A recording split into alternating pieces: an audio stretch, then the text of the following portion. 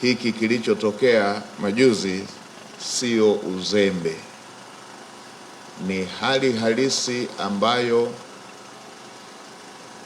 inaikumba dunia na Tanzania ikiwepo,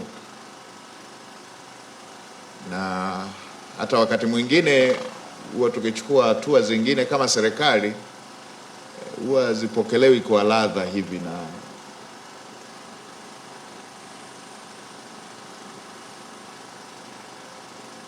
Watanzania kwa ujumla, na si kwa Tanzania tu, ni jambo la dunia nzima. Haya mambo ya mabadiliko ya tabia nchi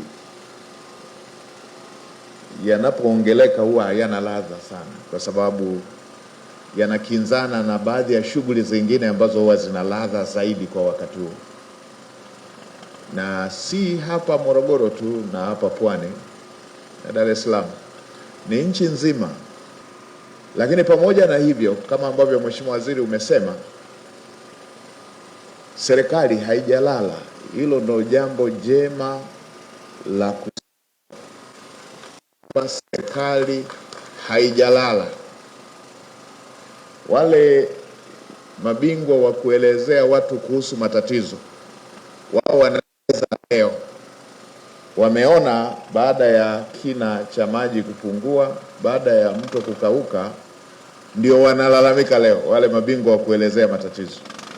Lakini serikali imeona some years back na imeanza kutafuta jawabu la kukabiliana na hali ya aina hii ikitokea miaka kama 3 iliyopita,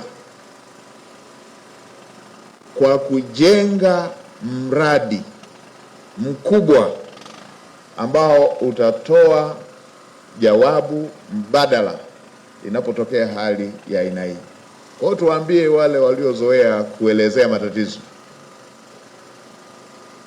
wanajibanza huko, wanafugwa huko nchi za nje, wanafugwa huko, hawafanyi jitihada zozote kuhusu nchi hii.